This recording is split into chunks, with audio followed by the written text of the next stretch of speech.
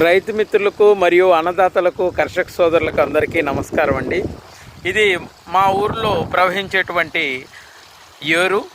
ఇది అదిగో అక్కడ ఉన్నటువంటి ఆ కొండల పైన నుంచి సెలయేరు జాలువారి సరాసరి ఇలా ఈ మార్గం గుండా ప్రవహించి ఇదిగో మీకు ఇక్కడ నేను చూపిస్తున్నది ఇక్కడ ఉన్నటువంటి గేట్లు.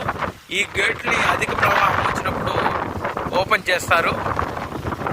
ఇలా చూడండి,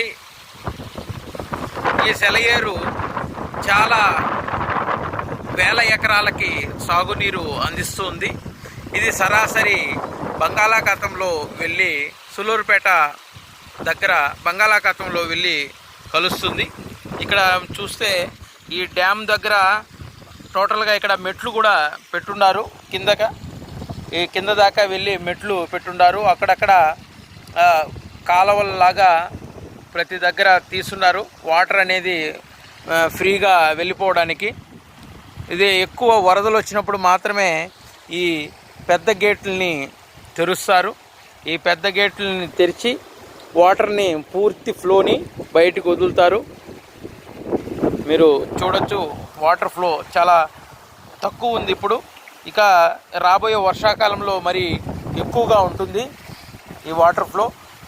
సో ఈ వాటర్ వల్లే మనకి ఈ పరిసర ప్రాంతాల్లో అంతా మాకు పంటలు సమృద్ధిగా పండడం జరుగుతుంది. ఎందుకంటే ఈ వాటర్కి కొంచెం ఫర్టిలిటీ ఎక్కువగా ఉంటుంది, ఎక్కువ ఖనిజాలు ఇలాంటి మినరల్స్ ఎక్కువ ఉంటాయి. కాబట్టి ఇది పంట బాగా తీసుకొని అధిక దిగుబడిని ఇస్తుందండి.